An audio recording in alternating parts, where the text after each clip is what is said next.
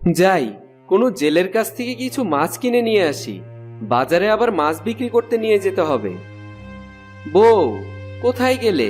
আমি চললাম নদীর ধারে, দেখি কোনো জেলের কাছ থেকে মাছ কিনে বিক্রি করতে নিয়ে যাওয়া যায় কিনা। আর কত অন্যের কাছ থেকে মাছ কিনে বিক্রি করবে? এইভাবে তো 1 টাকাও লাভ হয় না, আরো বেশি কষ্ট হয়। একজনের কাছ থেকে মাছ কিনে নিয়ে এসে আবার বাজারে বিক্রি করতে যেতে হয়। কি আর করব, আমাদের তো আর পুকুর নেই যে মাছ চাষ করে তারপর সেই মাছ বিক্রি করব। যেহেতু মাছের ব্যবসা করি, তাই ব্যবসাটা আমাকে চালিয়ে যেতেই হবে। লাভ যদি কম হয় তাতেও কোনো সমস্যা নেই, আমাদের তো দিন ভালোই কাটছে। তোমার তো ভালোই কাটছে, সারাদিন বাড়িতে আসতে হয় না, কিছুই করতে হয় না, বাইরে বাইরে তো কাটাও সারাটা দিন। আমি জানি তোমার দিন কেমন সুখেই কাটছে। আমাদের ঘরটা তুমি দেখেছো কেমন ভাঙাচোরা? এই ঘরে থাকতে আমার আর ভালো লাগে না। আর তোমার ভাইয়ের দিকে দেখো গে, ওর বাড়িটা কত সুন্দর। ওর বউ তো সারাদিন রানীর মতো বসে থাকে, আর কাজের লোক দিয়ে ঘরের সমস্ত কাজ করায়। আমাদের যা আছে তাই নিয়েই আমি খুশি। অন্যের সুখ দেখে হিংসা করো না বউ, ওদেরকে ওভাবেই থাকতে দাও। আমি সামান্য মাছ বিক্রেতা, আমার কি আর এত সুন্দর বাড়ি করার সামর্থ্য আছে? আমার কপালটাই খারাপ গো, তাই তো আমার কপালে এত কিছু হচ্ছে। এমন ভাঙাচোরা ঘর থেকে দিন কাটাতে হচ্ছে। তোমার কথা এখন আমি যদি দাঁড়িয়ে দাঁড়িয়ে শুনি, তাহলে আর আমার মাছ বিক্রি করতে যাওয়া হবে না। যাই, না হয় জেলেরা আবার মাছ নিয়ে বাড়িতে চলে যাবে, তখন আর মাছও কিনতে পারবো না, বিক্রিও করতে যেতে পারবো না। তোমার সারাটা দিন ওই একটাই কথা, মাছ বিক্রি করবে, মাছ বিক্রি করবে। আমার সুখ কিভাবে হবে সেই খেয়াল কি তুমি করবে? মনে হচ্ছে তোমার সবকিছু অন্য লোকে এসে দিয়ে যায়।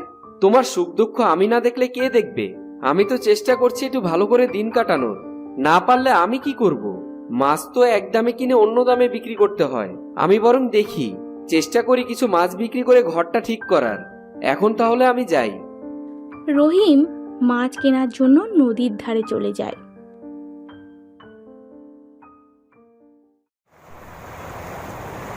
ও জেলে ভাই, তোমার মাছগুলি আমার কাছে বিক্রি করবে? আমি তো তোমাদের কাছ থেকেই মাছ কিনে বাজারে নিয়ে বিক্রি করি, তাই তো তোমাদের আর কষ্ট করে বাজারে নিয়ে যেতে হয় না। কেন দিমু না ভাই, ভালো দাম দিলে নিশ্চয়ই বিক্রি করবো। আমরা ওই কিছু মাছ নিয়ে বাজারে গিয়ে টাকা নষ্ট করতে চাই না, যাতায়াত খরচ অনেক বাইরে গেছে। ঠিক আছে, তোমার মাছগুলো আমাকে দিয়ে দাও, আমি বাজারে মাছ নিয়ে যাচ্ছি। দেখি আরো কোনো জেলের কাছ থেকে মাছ কিনতে পাই কিনা। এই নাও তোমার টাকা। ঠিক আছে ভাই, আমি তাহলে প্রত্যেক দিনই এখানে মাছ ধরবো আপনার লেগা। আপনি আইসা আমার মাছগুলি নিয়ে যায়েন। আচ্ছা ঠিক আছে, আমি এখন থেকে প্রত্যেকদিন নদীতে এসে আপনার কাছ থেকেই মাছ নিয়ে যাব। আমি তাহলে এখন আসি। এতগুলো মাছের মধ্যে এই মাছটাই তো দেখছি অন্যরকম। আরে, এটা তো দেখছি ইলিশ মাছ। আমি তো কোনো জেলের কাছ থেকে ইলিশ মাছ কিনিনি। ইলিশ মাছ তাহলে কোথা থেকে আসলো?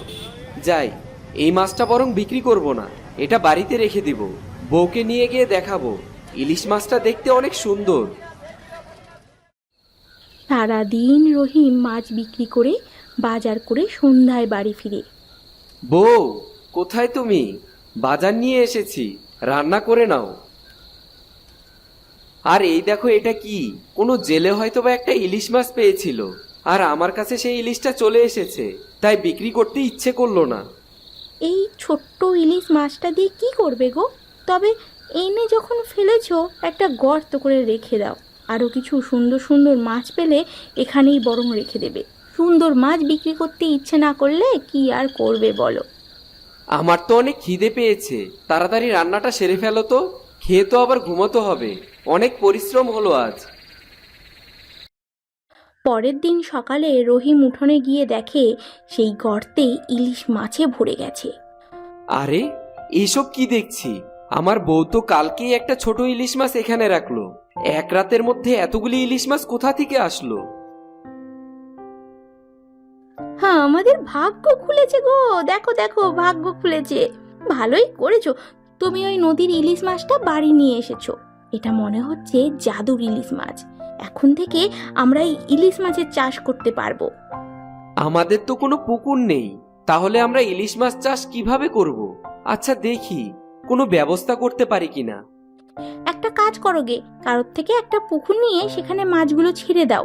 ওখানে ইলিশ চাষ করে তুমি তোমার মতো বিক্রি করতে পারবে।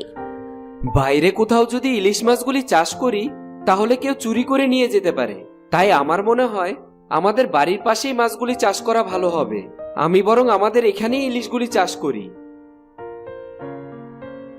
এ কি রহিম, তোর বাড়িতে এত ইলিশ মাছ কোথা থেকে আসলো? আমি তো জানি ইলিশ মাছ এরকম কোনো জায়গায় চাষ করা যায় না, তবে তোর বাড়িতে ইলিশ মাছে তো ভরে গেছে দেখছি। একটা ইলিশ মাছ থেকে এতগুলো ইলিশ মাছ হয়েছে। মাছ বিক্রি করতে গিয়ে দেখি একটা সুন্দর ইলিশ মাছ, আর সেটাকেই আমি নিয়ে এসে এখানে রেখেছিলাম। সেখান থেকে এতগুলো ইলিশ মাছ হয়েছে। তুই তো এখন ইলিশ মাছ বিক্রি করে অনেক বড়লোক হয়ে যাবি দেখছি। এতগুলো ইলিশ মাছ চাষ করলে তো তোর টাকার কোনো অভাবই থাকবে না। আমার মতো গরিবরা একটু ভালোভাবে খেতে পারলেই হলো। তোমাদের তো টাকা পয়সার কোনো অভাব নেই, তোমরা তো সুখেই আছো। হ্যাঁ, ঠিকই বলেছিস। এখন তো তুই আমাদের থেকেও বড়লোক হয়ে যাবি। ঠিক আছে, আমি তাহলে এখন আসি।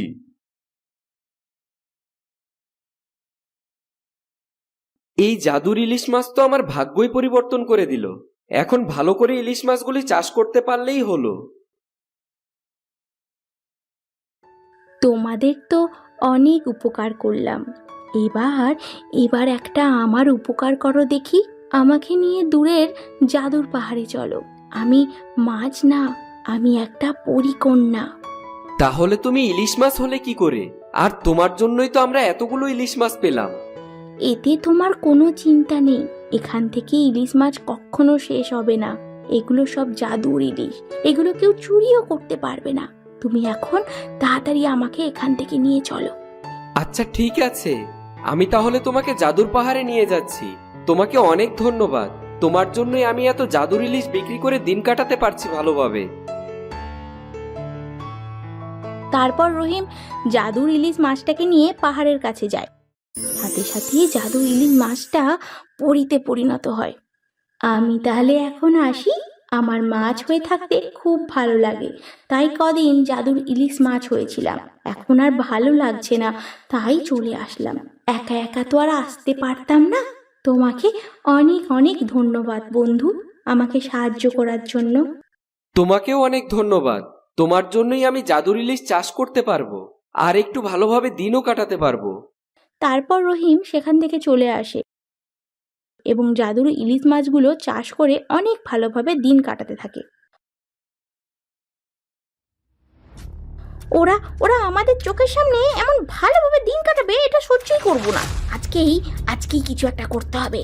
ওরা আমাদের চাইতে বেশি বড়লোক হয়ে যাবে, এটা কিছুতেই আমি দাঁড়িয়ে দাঁড়িয়ে দেখতে পারবো না। আমি এখন কি করব? ওরা তো জাদুর ইলিশ চাষ করছে, তাই তো এত বড়লোক হয়ে যাচ্ছে। আমাদের তো আর জাদুর ইলিশ নেই, তাহলে আমরা কি করে বড়লোক হব? জাদুর ইলিশ মাছ চাষ করে কি শুধু বড়লোক হওয়া যায় নাকি? ওদের সব মাছ চুরি করতে পারলেই আবার আগের মতো গরিব হয়ে যাবে। তখন আমাদের সাথে আর টোক্কা দিতে পারবে না। না বউ, আমাদের যা আছে তা নিয়েই আমরা খুশি থাকি। ওদেরকে ওদের মতো থাকতে দাও, শুধু শুধু অন্যের ক্ষতি করতে হবে না। তোমার কোনো ক্ষতি না হলেও তাতে কি? তাতে তো আমার কিছু যায় আসে না। আমি রহিমের বউকে বড়লোক দেখে সহ্য করতে পারবো না। আমার যা করার আজ রাতেই মতো করতে হবে। রাতের বেলায় শফিকের বউ জাদুর ইলিশ মাছ চুরি করার জন্য রহিমের বাড়িতে যায়। মাছগুলো কাছে যেতেই সব মাছ অদৃশ্য হয়ে যায়। এসব কি? এখানে কি কোনো জাদুর ইলিশ মাছ নেই? তাহলে ওরা কি বিক্রি করে এত বড়লোক হচ্ছে? আমি তো জলে কিছুই দেখতে পাচ্ছি না।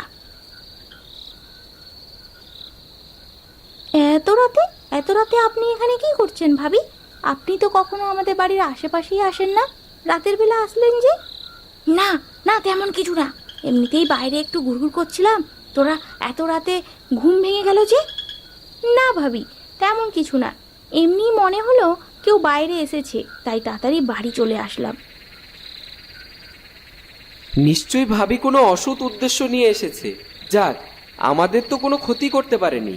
আমাদের জাদুর ইলিশ মাছগুলো চুরি করা এত সহজ না। কি ভাবছিস কি? তোদের মতো ছোট লোকের বাড়িতে দেখছি একটুকু আসাও যাবে না। এমনিতেই ঘুরতে এসেছিলাম, কি জানি কি মনে হলো। কি মনের আশায় বসে আসিস কে জানে। তোদের বাড়িতে আসতে আমার বই গেছে বুঝলি। আপনি এইসব কথা কেন বলছেন ভাবি? আমি কখন আপনাকে বললাম? আসলে আপনি যে উদ্দেশ্য নিয়ে এসেছেন সেটা আপনি নিজের মুখেই সেটা স্বীকার করে নিয়েছেন। তখন শফিকের বউ আর কিছু বলে না, তাড়াতাড়ি সেখান থেকে চলে আসে। জানো না, চোরের মায়ের বড় গোলা যে, আবার আমাকে ছোট লোক বলে চলে গেল। নিজেকে যে কি মনে করে বুঝি না। সে যাই বলুক না কেন, এতে আমাদের কি? আমরা এখন ওদের চাইতেও বড়লোক হয়ে গেছি, এটাও হয়তো ওরা বুঝতেই পারেনি। এই জন্যই তো উঠে পড়ে লেগেছে গো আমাদের গরিব করার জন্য। তবে ওরা তো কখনো এই জাদুর ইলিশ মাছ চুরি করতে পারবে না, এটা শুধু আমরাই জানি। মনে হয় না এরপরে আর কোনোদিন আসবে। আজ যা শিক্ষা পেল উনি। চলো চলো, তাড়াতাড়ি ঘরে চলো। এখন একটু জাদুর ইলিশগুলির প্রতি খেয়াল রাখতে হবে, তা না হলে কেউ কোনো ক্ষতি করে ফেলবে আমাদের জাদুর মাছগুলোর। তারপর থেকে রহিম এবং রহিমের বউ অনেক ভালো করে ইলিশ মাছ চাষ করে এবং সবসময় মাছের খেয়াল রাখে।